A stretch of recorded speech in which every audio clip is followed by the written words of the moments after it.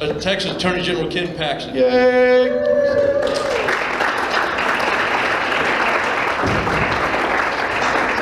Let me set up shop here for you. Can you pull that up? Yeah, I got you. All right, so as you know, we had this thing here happen here in Texas, around the nation, called the COVID lockdown. In one executive order, businesses were shut down. 10,000 put out of business immediately. 3.1 or 3.2 million people lost their jobs. Everybody got on some form of unemployment, socialism, COVID stipend, whatever you want to call it, right? And as a lot of us woke up and said, we can't pay our bills like this, is insane. We went and opened our businesses. Some local politicians tried to harass these business owners. Y'all remember the gal up there in Dallas, hair salon? Right? Right.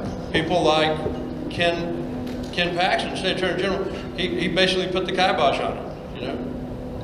You like that? Yeah. So let's talk about Texas Attorney General Ken Paxton. Yes, there's a lot of words up here. There's plenty of things you can read about him. He's probably the most prolific State Attorney General of my lifetime in terms of fighting. He just told me he is the most prolific. Okay, he told you that? He just told me that. Okay. Well, he so had to you correct you. got it straight from the Attorney General then. Right. But even some of these ridiculous mask mandates, right? He's just had to spank them and say, cut this out. You know, that's not your place to do it. It violates the Constitution. We're not going to put up with it. So if you don't mind, I'm going to bring State Attorney General Ken Paxton up on the stage, and we're going to have a discussion about business topics important to us. Let's make sure his microphone's working. That one's, okay, so we're wearing two mics here, and we want to make sure we're in the right spot for the lighting. Is this, we're in good shape? So we can just pull up a seat here? Okay, like that. So this is for the room, this is for the video. Got it. That's what it is. Got it. Thank you for coming. He's just back from Wisconsin. Yep. Right, where it's nice and cold. 45 degrees. Yep, I'm glad you made it down here. Appreciate it. You know, so taking a look up at the screen here, you came out of Baylor, went over to Virginia, got the law degree, and what in the world possessed you to ever get involved in politics? Because you ran for legislature first. So I've always been interested in politics. I really viewed myself initially more as helping other people. So when I came back, I worked on congressional races. I worked on governor's races. I just tried to help people get elected. And oddly enough, we had 4 young children, talking about prolific, 3, 5, 7, and 9 at the time. And my wife woke up one morning, I was getting ready to go to work. I was a practicing lawyer. She said, I think you need to run for office. And I said, that's crazy. How would we do that with 4 kids? And oddly enough, I went to lunch the same day with another friend of mine who I'd known since college, who's very involved in politics. And he said, hey, have you ever thought about running for office? And I thought a conspiracy had been hatched without my knowledge, but it hadn't. It was just completely random. So I thought, okay, I should pay attention to this. The fact that it happened on the same day. And I literally went around, we had a new state rep district created. I went around and I met different people running. And there was a guy running that everybody thought was going to win. And I tried to set up lunch with him. And he forgot about it. So we set up another lunch. He forgot about it. So we set up a third lunch. He forgot about it. We set up a fourth lunch, and I forgot about it. So as a result, I tried to find, I knew he wasn't the guy, so I tried to find somebody to run. And I didn't think anybody else could beat him. And so I thought, I'll give it a shot.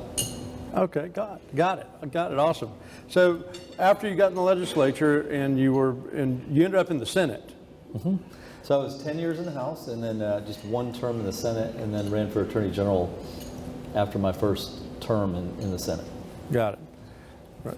So after you came out of the Senate, you were Attorney General, but wasn't that if I'm a little fuzzy on that session, was that because Abbott had moved on out of there? Yeah, so Abbott was retiring. I didn't necessarily want to run for the Attorney General spot. I was actually recruiting, I would try to recruit other people to run because I'd just become a senator.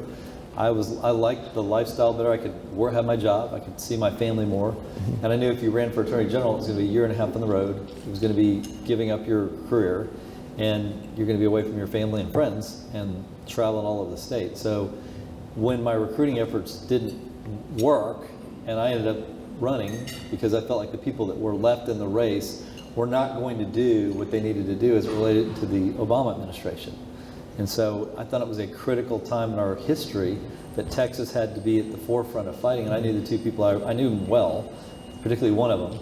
And I just didn't feel like they would do that. And I felt like it was sort of my obligation, even though I didn't want to leave the Senate. I didn't really want to leave my job. I didn't want to leave being around my family so much. I felt like it was something I should do because I was in a unique position, unique background, unique opportunity to win.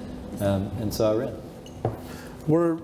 So I'm curious, you became an attorney. Did you ever have it in your purview that I'll be state attorney general someday? That's what I'm gonna work on. No, not even once did I think. I thought, there may be a chance I run for the legislature someday, but maybe not. But I never once, until I was a state senator, did I consider running for attorney general. And that was really just because people started suggesting it to me, and I started looking at the field, and I was concerned about where we were in our history and where Texas was, the United States, and with Obama in office. I started paying more attention to what was going on, and I really did want somebody else to run, but the right people were not going to run and win. And so, yeah, I felt like it was going to be devastating to our state and our country if the wrong people in the Republican Party won this race. Okay, I happen to agree with that very much. I remember that race, and I remember what was going on to some degree. A lot of folks don't take the time to understand what the job of the Texas Attorney General is. Up on the left side of the screen, if you've been reading while we're talking, there's just the highlight points of what the Chief Legal Counsel for the state does. And I'll just summarize it in one statement. The Texas State Attorney General is your last line of defense against federal and state and municipal encroachment on your rights. Last line of defense. We've got a career criminal politician covering up a crime, right? The governor could activate a special designation inside the Department of Public Safety, or the State Attorney General's office can go investigate and prosecute that. So it's the last line of defense, for freedom, safety, public safety, stopping corruption by appointed and elected officials. It's his office. So you might tell him how many attorneys you've got working for you and contracted, and then we'll get into some of the fun lawsuits. Yeah, so we have almost 800 attorneys. It depends on the day exactly how many it is. And we do represent the state. We represent our agencies. We represent the governor. We represent the legislature. We deal with with a lot of contracts. We deal with just almost anything you can think of as it relates to state government. What people don't realize is like most lawyers can say, I want to represent this client or that client. I don't get to pick my clients. Mm-hmm. The law picks me as their lawyer, and I may have to go out and represent clients that I don't agree with or I don't fully agree with, and yet because they're clients, I can try to influence them, but I can't make them necessarily do what I would do if I were in their position. So I think that's one of the things that people are like, well, why are you representing them? Well, I didn't choose them. The law chose them for me, and it is my obligation to represent them unless they are clearly doing something illegal or unconstitutional. And so, a lot of times I have to sort of maneuver that a little bit and push things a certain direction or try to push them when I don't like exactly how the client is proceeding. But that's just the reality of this job, and anybody that has this job, that's their obligation. You'll see sometimes, I've seen the Attorney General of the United States, like Eric Holder, tell the lawyers, tell the Attorney Generals, well, don't represent the state on these issues. In other words, you pick and choose what you're going to do as opposed to what the law tells you you're supposed to do. Well, I could do that, but then we would be doing the exact same thing that we criticize the Obama and the Biden administrations for doing, and yet I have sometimes Republicans pushing me that direction. So I should also clarify, we're actually we do mostly civil law, we do very little criminal, we have very little authority to actually prosecute even public corruption.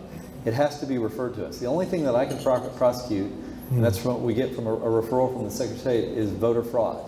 I have tried to get concurrent jurisdiction for human trafficking, and the district attorneys have blocked us. They would rather it not be prosecuted fully as opposed to having our office do the remainder. We have very talented people doing human trafficking, and yet we can't fully do what we need to do. And I think that's a concern. That ought to be a concern for all of us, Because if there is corruption in Harris County, there is some corruption in Harris County, we can't do anything about it. If the DA here, Kim Ong, decides she wants to let this happen, there's nothing I can do about it. I've been asked by state senators here to go pursue certain things, and I have to say, no, I can't. I won't do it. I can't do it. You have not given me the authority to do it. If you do, we'll go do it. But I can't just go after somebody, because it'd be no different than, you going after somebody. Thank you for that clarification, because that answers the question. You probably get it all the time. People think that Ken Paxton can just fly around the state, look for impropriety, and just dive in. There's a protocol. There's a law. The law. I mean, what the legislature did a few years ago, they took public corruption, they moved it to the Department of Public Safety, which I'm not the biggest fan of, because I always thought that person that you want looking into that, you want them elected, not appointed, because that means you have less say over what they do, and we have literally no control over it. Those people, if those people are doing something wrong, there's no accountability for it. There's very little accountability. It has to go through this administrative process that the governor is appointed. I'd much rather have an elected official, whoever it is, whether it's me. I think it makes most sense to have the AG do it. But if it's not going to be the AG, it should be somebody elected. Perfect. We're going to take a look over here at some of the things you can dig out back here. Ken is no stranger to a fight. If you look at some of the primary battles you had to fight out there, those are pretty close. Yeah. Right? Yep. I mean, that's not a lot. That's not very far apart, some of it. Right. You're back over here on this one in 2018. That was a thin win, but still it's a win. But you were fighting a lot back then. That was when we had the Beto landslide. So yeah. So the second election, the delta was a good 6 points. Yeah. So the difference in the two elections is, my election on the general election side is very much dependent on what happens at the national and state level. So the presidential election, when you're in midterm year, that was a midterm year, so we're at a disadvantage. We also had the race between Cruz and Beto brought out so many new people to vote. And the reality is, did you even know I ran against a guy named Justin Nelson? If you remember that guy, please raise your hand. Anybody here remember him? He spent almost as much money as I did. So to give you an example, the governor's opponent, I think the governor spent about $70 million, his opponent spent $0. Lieutenant governor spent around $20 million, his opponent spent $0. My opponent actually spent close to what I spent. I spent $8 million, he spent around 6 or 7. The reason that happens is because the Democrats know that race is going to spend less money. And the trial lawyers actually have an advantage. If they can get a foothold and get a Democrat in there, they can refer them business. So it's like an investment for them. And so my race is much more easily funded against. And then in the end, Justin Nelson, with his $7 million or $6 million, went from 5% name ID to 12% name ID. So people were not out voting for Justin Nelson. They were out voting for Beto, and it went straight down the ticket, and it had a dramatic impact on me. And I told Cruz, I told everybody, I'm not running against Justin Nelson, I'm running against Beto. And that was the reality of my race. That's true. Let's talk a little bit about the lawsuits against the federal government. Some of my favorite things that you're doing, is shaking them over a cliff, constantly punching them and making them stand up, for what's right. And they don't have a leg to stand on most of the time. So right now, to date, how many lawsuits has the Texas State Attorney General's office waged against federal government, and how many are in the hopper? So when I first came into office, I sued Obama 27 times in 27 months, whether they needed it or not. And we were successful in almost 80% of our cases against the Department of Justice. So it's a significant win rate. Some of those cases that we filed on behalf of the governor, wanted us to file cases. There were other people that we filed a few cases we pretty much knew we were going to lose, but we felt like we had to make the point. But typically when we're filing a case, we're in it to win. And because our resources are limited. So this time, Biden's been in office for about a little over 10 months. We've only been in 17 lawsuits with them so far. But we're on our way to passing that Obama record, which was 1 a month. This is even more, because what he's doing is even more aggressive. It's hard to believe, even more aggressive than what Obama was doing. And by the way, the most recent lawsuit we filed last week with Missouri, I was in El Paso, and we filed a lawsuit to force him to spend the funds that Congress allocated directly for building the wall, which he has said, I'm not doing. I'm going to pay the contractors, but I'm going to tell them not to do the work. He doesn't have the authority to do that, we don't think. I saw that lawsuit. I was really glad you got that one going. One of the liveliest characters of our day is Donald Trump. President Donald Trump, 45. And he absolutely put his arm over your shoulder and said, I like what you're doing, you know? And it was apparent to everyone in the nation. I didn't see him do it with any other attorney general around the country, you know? So there was something that you were doing that struck a chord with him. And I think it was, you were striking right at the heart of what the fundamental tenet of the law was. You're going to protect that constitutional freedom at all costs. And you were actually doing something about it. A lot of people talk about it. They get on the news, they get their soundbite. They didn't take any action on it, but you were. So I didn't know Donald Trump, and to be honest with you, I thought he was a New York kind of liberal when he was running in the Republican primary. I thought it was kind of a joke. I was a Ted Cruz fan. I was supporting him all the way until the end when he lost the nomination to Donald Trump. But given the choice between Donald Trump and Hillary Clinton, it wasn't a hard choice for me. Take the chance, right? I don't know what he's going to be like, but I do know what she's going to be like.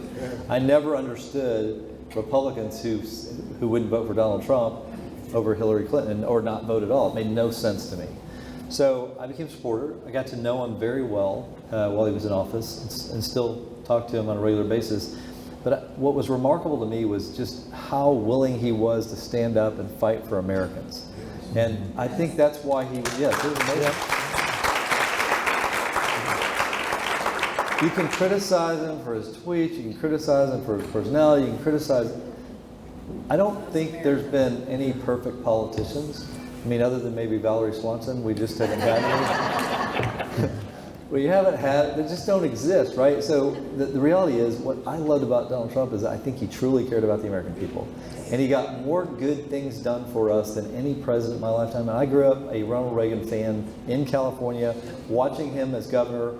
I mean, he was an amazing person. He was an amazing president. But what Donald Trump got done in 4 years was really remarkable. And that's what I respected, what he got done for us. And I can also tell you, as far as a relationship, somebody that would help Texas, I knew if I called Donald Trump, he would call me. He called me back that day, that exact day, every time I called him. And I didn't abuse that, but if I needed him, I got the call back. And I can't think of a single time that he did not deliver on helping Texas, sometimes against the advice of his own legal team. So I don't know what to say other than, look, the guy produces results like nobody I've ever seen. I will take that over talk, which is what I've had with many of our Republican presidents. It's been more talk and no real action, or even worse, and I think this is true. I've seen this with Republican presidents who say one thing, but they don't really believe it. And so they end up doing things that harm us and we don't even really know it. But the reality is they didn't end up helping us. They did just the opposite. And I won't name names, but they were out there. But it rhymes with. It's not quite shrub. Okay, I got you. So one of the things I saw you down on the border here 2 weeks ago? Well, I was down there about 3 weeks ago and then also last week. Okay. So I was in Del Rio about 3 weeks ago, and I was in. I'll let you answer your question, but yes, twice in the last couple of weeks. So as your job as the Texas Attorney General, you go down, you're scoping the border. We know that a lot of those are optics, but you have real reason for being there. Yeah. So of the 17 lawsuits that we're involved with the federal government, 7 are immigration, and so. One of those valuable things for me is to actually go down and talk to the people that are involved. So just this last week, I spent a lot of time with Border Patrol. I spent a lot of time with state police. I spent time with the National Guard when I was in Del Rio. I spent time with ranchers. I spent time with mayors, county commissioners, Democrat, Republican. They all have the same view. They're devastated by what's going on. It doesn't matter who it is. And so getting that information, taking my team down there and understanding what's really going on. And like, a couple of weeks ago, we met Maria Bartiromo on board. We spent an entire day, started at 7 o'clock in the morning, which was hard for me to do because my flight got canceled at midnight in Dallas, and so I had to drive all night to get there. We got there at 6:56, 4 minutes before the show started. So we spent the entire day with her, and we took her to all of these places. We had her interview ranchers. We had her interview local officials and find out what's really going on, because so few in the media really know what's going on down there. They get the story out along the Rio Grande or whatever. they don't really know. They haven't talked to these people and how it impacts them and how they're afraid and how they have to carry weapons when they walk out to put their garbage out. I mean, the real stories. And so one of the things that I try to do is highlight what's going on, make people aware by bringing media, if we can, to focus on telling America what's really going on down there. Okay, I appreciate that. So here's a question or a topic, let me kind of position it a little bit, that there's a tremendous amount of confusion about. We have a ridiculous crime rate in Houston, Texas, Harris County. This is true all over Texas in the major metropolitan areas.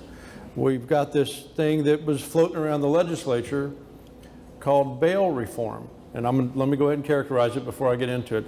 As we got inside of the bail reform bills and looked at the way that they were worded, working with people in the industry, we, as BIZPAC, the ones that were interested, we decided to come out against that bill. And that's hard for a lot of people to comprehend, and I'm going to tell you exactly why. Those words in the bills that were proposed in Texas would not have helped. In fact, those words in those bills that were proposed in Texas were the exact same words you see in every single Democrat hellhole in the United States, namely Chicago, New York, on and on and on and on, San Francisco, right? Mm-hmm. So we stepped back, we took a good hard look at it, and we know what the real culprit is. The culprit is the criminal courts, the judges that slipped in the Beto landslide. They're the ones letting all the criminals go. That's why our crime rate is up. It has nothing to do with bail reform. They're not using bail bondsmen to keep people at bay, and I will position it like this, and we'll see if we agree. The way it works whenever you're a perp, you get caught, you go to jail, and you have to post bail, is they call mama or dad, right? And then you've got to sit at that Thanksgiving dinner table with them, and they're going to keep you from getting in trouble again for the most part, right? How long do you think bail has been around? Not you, Jack. Jack knows the answer. How long do y'all think that the whole surety bond thing has been around in the human culture? It's been with us as long as we left a daughter with a tribesman that we were trading sheep or goats with over in the Middle East. Been around for 12,000 years or more, or however long recorded history is. So surety is a fundamental principle of putting a wet blanket on the fire of crime, you know. And so here you go look at the way that the bills were worded, and correct me if I'm wrong on this, Tina, but it said the least restrictive means. It was telling a judge use the least restrictive means of creating a bail or a surety bond, which could mean personal reconnaissance or a $100 bond, and then you see repeat crime, repeat crime, repeat crime, okay? So over at the Attorney General's office, how can you help us with these judges in Harris County that really did not administer the law, and they ignored the, what was the lawsuit? It was a settlement agreement here in Harris County. Right. And the Fifth Circuit Court of Appeals remanded back to the court with explicit directions from the lower court. The lower court ignored their mandate, and right now we're operating under a settlement agreement, or that's what these judges think that they're protected by. That settlement agreement is not protected by the supremacy clause because they broke the mandate rule, but they're getting away with it. And we've never intervened, or we've seen no intervention into that lawsuit. And it's still a settlement agreement that Harris County's been settled with $100 million worth of cost, basically, to create a criminal enterprise. How many judges do we have here in Harris County? Is it 50? We've got a lot of Harris County criminal court judges. We've got a lot of Harris County district court judges. It's the third largest criminal justice system in the country. And I would say 95% of them are releasing every minute of the hour of every day. Our fugitive population is growing in leaps and bounds. It's an emergency. And the judges that filed their appeal with the Fifth Circuit called it an emergency when it happened. Mr. Kubash, would you agree with that? Pretty much. There's 16 district courts and 16 misdemeanor courts in Harris County. Okay. Now, they break them up with civil and criminal, so that's how many you have. You have 32. So it's the criminal court judges that are the problem creating the crime is the point of my statement. So then what we'll do now is we'll head back over here to the State Attorney General's office and put our arms in there and say, help, can you help us? You're our last line of defense here. You know, what can you do to help us over here? So I don't know, I'd have to see the case. We are typically not involved in criminal matters unless we're asked to be involved. It's sometimes very frustrating to me because there's certainly things that I think we should be involved in that we don't have the statutory authority to. So I'm happy to look at this particular case and see if there's a way that we can help, because obviously this is a huge problem. It's a combination of what these judges are doing. It's a combination of defunding the police. And it's a combination of really how the message is getting out from the media about our law enforcement. And it's also a combination of these DAs not prosecuting certain crimes, whether it's shoplifting or whatever. The reality is George Soros has figured this out, and he's made sure that he's got the right DAs in place in the largest cities in Texas. Mm-hmm. And he even moved decently helpful Democrats out of Bexar County and Travis County to more liberal DAs who are more likely to go after people politically than they are people that commit crimes. Equity in the law is a real problem that we've got going on down here. Huge problem. It's not just here, it's the reality of where we're at now, because I think, and I feel like this was kind of, it's been coming for years. You've had judges, liberal judges, and this started in the 60s, that view themselves as not interpreters of the law, but policymakers. And so if they don't like how things are being done, they just decide. It's what I was talking about with Eric Holder, and what my job is. I could become a policy guy, and this is what a lot of Democratic AGs do. They become policymakers. That's not their job.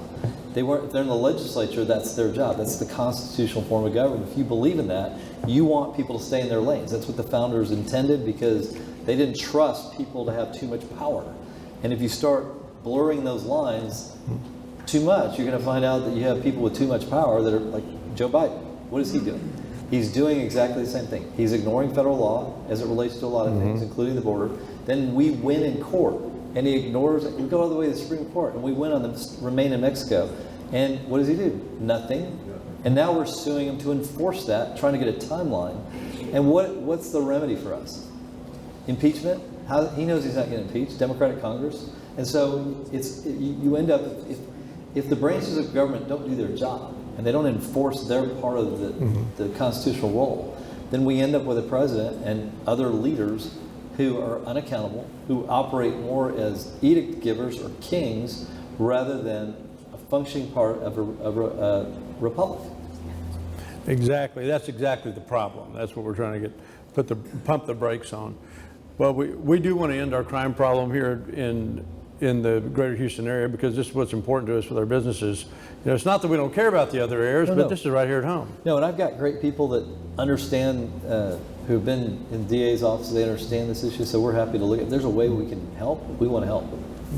So another, kind of touching on this, dancing around this border issue a little bit, I'm not the only one. There are lots of other folks that had ranches, or family had ranches down along the river, or not far from the river on the Texas southern border.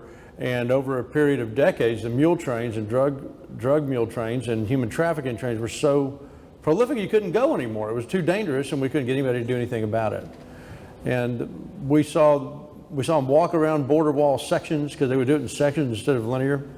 You know, we saw that, and we'd find dead bodies, you know, and we couldn't really get anything done about that because the county couldn't afford to pick them up, right? So you got to leave it lay, you know, this type of thing.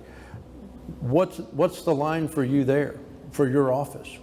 So I can't send troops. Unfortunately, the legislature only gave me lawyers. And so we fight where we can fight, which is in the courts. And we've been successful. We've had 4 successes so far. The challenge has been exactly what I've told you. We've won on the law, clearly won all the way to the Supreme Court on some of these. We're in the middle of fighting a lot of these others. And so as an example, on the Remain in Mexico program, it was a total victory. And yet we're not convinced that anything's actually been done. And when I went down to meet with Border Patrol, they're still doing the exact same practice. Now they're being told that something is coming, that they're going to have to start implementing the Remain in Mexico. But as of now, I mean, we're asking a federal court to enforce it by saying, hey, they have to have deadlines, and we want discovery so we know exactly what they're doing. Because on the honor system of just court order, they don't care. And we're asking the court to make them prove up what they're actually doing and whether they're actually following federal law, whether they're actually following a court order. And that's just one example. We won a case on releasing prisoners. When prisoners are released from our state prisons or other prisons, they're supposed to be immediately turned over to ICE and deported. Doesn't happen. Joe Biden said, no, we want those people. I mean, I want to say one other thing about this that I think is really important to note. This idea that the President of the United States cares about COVID, and when he's ordering businesses to fire Americans who won't get a vaccine, even if they've already had COVID, it doesn't matter what the circumstance, they're being forced to lose their jobs or capitulate. And then I go down to the southern border and there's, 220,000 people crossing over that we know of. They turn themselves in, they're not vaccinated, many of them have COVID, and what do? Do we send them back? Nope. We send them all over the country with COVID to spread it into Republican states largely, but other states as well, to cause as much damage as possible to our states, not just with COVID, but with crime and costs. I don't want to hear the lecture from the president about COVID when he's allowing that. He may not care about federal law. He may not care about the importation of fentanyl, which will kill thousands of Americans. He may not care about the crime associated with bringing all these people in. He may not care about the cost to our states. But he says he cares about COVID, and he's willing for you to lose your job, and yet 220,000 people come across, high percentage of COVID. Those two things don't go together. He doesn't care about COVID, or he would stop that. If that was the only reason he stopped it. I agree with that.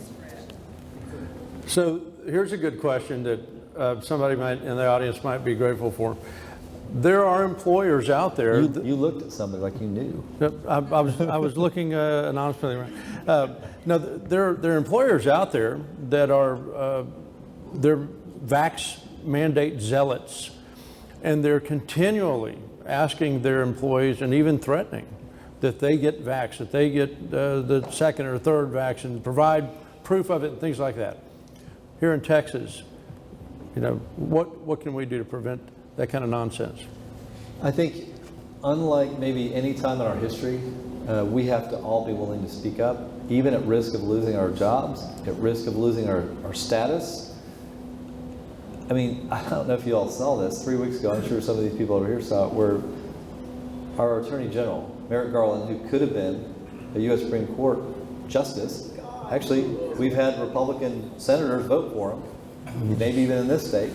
Won't mention any names, but this guy has putting together task forces around the country with the FBI and other law enforcement to do what? To go after the cartel members? No. To go after some of the people that did the burning and looting of our cities over the last couple of years? Nope.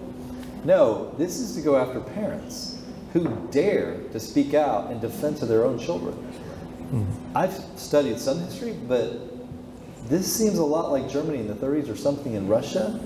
And so what I'm saying is we can't be intimidated by that now, or they will press forward with more. It's bad enough. I mean, think about it. FBI, the Department of Justice, are now turning on us to go after us because we dare to say we want our children protected from critical race theory or sex education that's inappropriate or vaccine mandates. We are far down the road, and if we're not in a position where we're willing to speak out, as Benjamin Franklin once said, if we don't hang together, we will hang alone. That's exactly right. That's exactly right. Thank you. I think I have one other item up there. All right, so how many to date? I couldn't find it. I tried to find some kind of tracking online. To date, how many lawsuits has your department waged against the federal government? So it was 27 against Obama, and we're at 17 right now. Okay. With Biden. So, and I happened to be at a Tea Party meeting a while back, and I heard that there was some number that were being evaluated in the hopper, so to speak. Oh, absolutely. We've got I mean, I have people looking at things all the time, and we always have to look at we have only so many resources. We've got a U.S. Supreme Court argument November 1st, we've got another one November 9th. Well, I mean, all of these things take people, and they're a tremendous amount of time. So we've got numerous different things that we're looking at to figure out first whether we have standing, and we have to show that we have some type of injury, harm to our state, and that we have some way to be in the case, because we don't want to waste time on cases that we can't get anywhere with. So we've got, at any one time, probably about another 10 cases that we're looking at, and that just continues because of the way Joe Biden is responding. That those numbers continue to that's not going to stop while he's in office. He's not slowing down. I mean, his people, he may be slowing down, but his people are not slowing down. So I remember up at the Tea Party, I think that the number was in the hundreds, right? That you're ready to go on whenever they cross whatever line. Yeah, so for instance, the OSHA one, the where he threatened to force companies who have 100 employees or more. Was that a large company? Yeah. 100 people? That's not ever been. No, it's crazy. And so I've been criticized by my opponents for not filing. Well, honestly, that would be, I don't almost call it malpractice to file before there's actually a rule. It would be like voting for legislation you haven't read. I know no one does that. Nobody's ever done that. And I look at the Arizona AG, he filed a lawsuit on it, which he's running for U.S. Senate. I would never do that because we don't even know what it says. Whatever you're filing is not going to directly hit the target. It's just you want publicity for it, you do it. But I'm not here to get publicity, I'm here to win. Is your medical status, or anybody's medical status, is it protected information? Is it legally privileged and protected information under HIPAA in regard to this vax thing? So I think all of it should be protected. Whether it is or isn't will be probably something we'll be in the middle of arguing. I don't know that this issue's ever been litigated because usually HIPAA is designed to protect you from doctors and hospitals and your medical providers. The business owners or the corporations, how that affects them, I'm not exactly sure, but that'll be part of what we'll be debating depending on how OSHA, if OSHA, and maybe he just did it to give companies cover. I don't know, because it's now been almost a month since he said that he was going to have these regulations put in place. The reality is he's done it for federal workers, that's why you see, or contractors, but he hasn't done it yet for the rest of the country. So if you saw what happened with Southwest Airlines, that was the Southwest Airlines union contract that they were saying was violated with a mandate that they had to have a vax or prove vax. That's a little different than yeah, and I was there. I was actually there. I couldn't sue Southwest Airlines or any business because I don't have any statutory authority. Again, I don't just make up the law. The law is what it is. And the legislature could give me that authority. They have not. So what can I do? I can go out and speak out. So I was at the protest with the Southwest Airlines employees protesting. That's what I could do. That's good. That's good, boy. It's the same thing if you'll remember when Shelley Luther was put in jail by that judge. Well, I had no legal way into that case, but we did 24 interviews in about 24 hours, about 2 days, speaking out against it, going after this judge, just in the public, and within a very short period of time, she was released. So I couldn't do anything legally, but sometimes we can use our ability to get on TV or radio to talk about it, and that's what we try to do. That's what I try to do with the mandate on businesses. All right, so what's next and how can we help you with your campaign? What's coming up? So it's actually a pretty quick campaign. It's 4 months. Largely, for those of you who know, there are four of us, but really, right now there's only one other person polling above 5-6%, and that's Bush. And his name ID obviously is high, and his ability to raise money with his father and his uncle.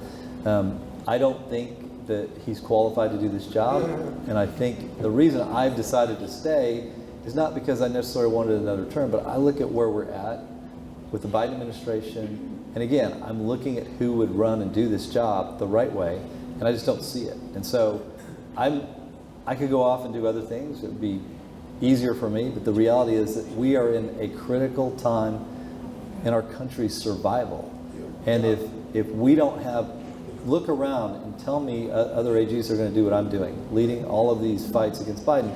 And a lot of them are amazing people. They just don't have the same resources. And so if the wrong person gets this job, We won't have that. And then what do we have? We have a few other people out there fighting, but not enough. And so I just want you to know, I need your help. I need you to get votes out. I need funds to help fund this race, because I can guarantee you he's going to have some money from probably other states.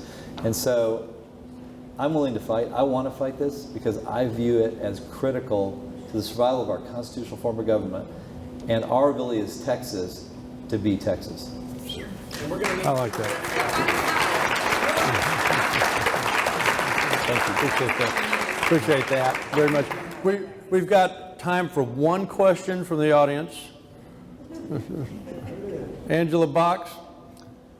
Hi, thank you for taking my question.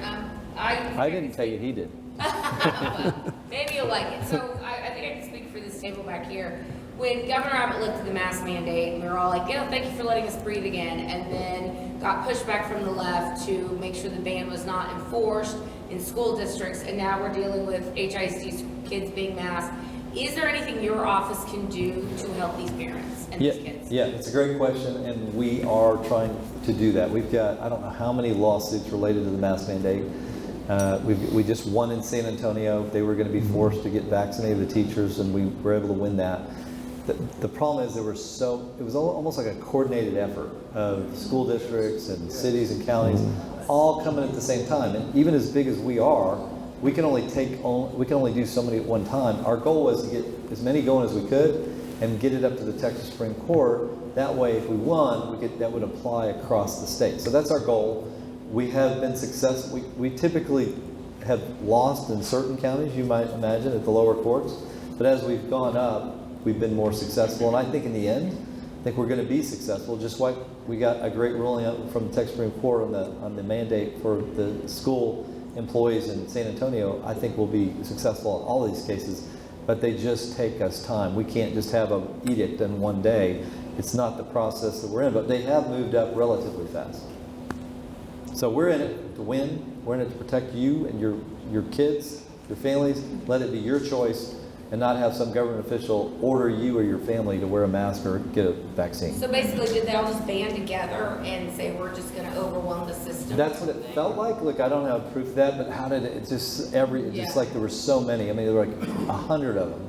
And we can't file 100 lawsuits in a day. We don't have enough lawyers to do that. Even as many as we have, we only have so many resources. So we chose, I think we had 6 immediate lawsuits within a week.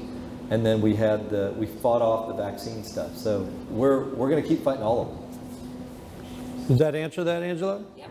Okay. I'd like to thank you very much for coming. I want to tell you I've met several Texas Attorney Generals in my lifetime. The last 3 for sure, maybe. There have only been 3 Republican Attorney Generals in the history of the state, believe it or not. How about that? And you're one of the most approachable and talkative about any subject with a great depth of knowledge on it, and I've enjoyed that very much. Well, thank you. Thank you. I appreciate you all having me. I appreciate what you're doing. Thank you.